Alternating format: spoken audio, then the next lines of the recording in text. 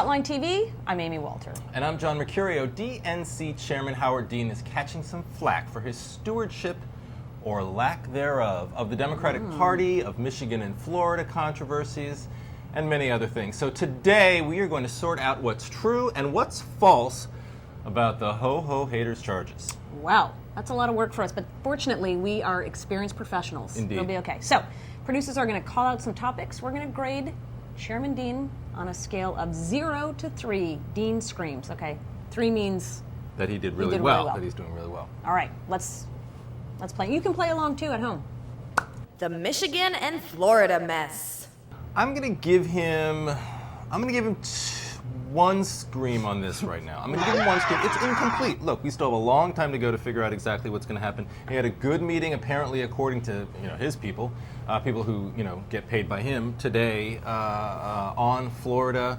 But ultimately, are we in a lose-lose situation? He says he wants to make sure that both candidates are happy. One of those candidates is not going to be the nominee. They're going to have lost by about 2 or maybe 1 to 2%, and their supporters, ultimately, a lot of them are going to be unhappy. It is in some ways, I think, a lose-lose situation. Very difficult for Dean himself to come out a winner. Handling of superdelegates. All right, so he wants the superdelegates to make their decision by July 1st. Correct.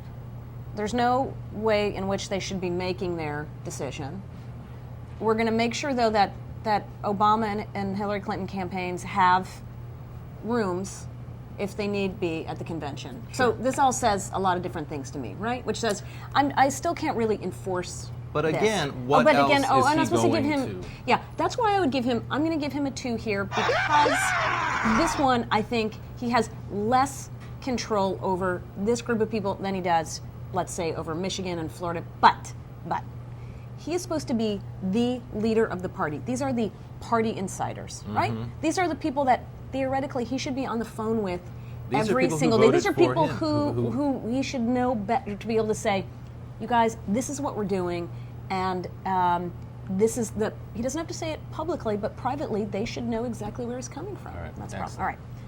Fundraising. This has got to be a 0 scream for Howard Dean. Look, this is the one area where the Democrats actually are lagging, not just behind the Republicans, but far behind the Republicans. Something like a $20 million for for the RNC, $5 million for the DNC, as opposed to the House and the Senate committees, where the Democrats are hugely, hugely ahead.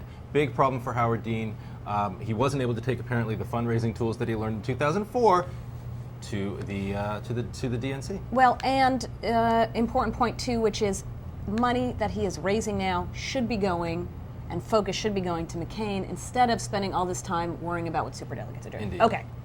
The 50-state strategy. All right. Well, in that sense, I'm going to give him a 1, and it goes partly to the point here about fundraising, which is when you're spending your money doing a 50-state strategy, that's nice, but then it means you don't have money to do anything necessarily against John McCain right now, which I think is a bigger problem. The other is it's so hard to judge. Did 2006, was that about Howard Dean, or was he just in the right place at the right time? Now, they picked up seats in places they probably shouldn't have, but if we come to the end of 2008 and the electoral map has not changed one whit, right, that the presidential nominee for the Democrats only wins 1 state that they hadn't won in a previous election, Right. I think that's a big problem. Yeah, sure. Okay. All right. And one other. Overall grade. I'm going to give him 2 screens on this. Again, I do think that a lot of the situations he's dealing with, Michigan and Florida and the superdelegates, are situations that are dramatically out of his control. Yes, he should be able to have sway over the superdelegates, but on the other hand, look, they are people who answer to a lot of different bosses, he being one of them, and he being one who, frankly, doesn't really have that much control over their jobs.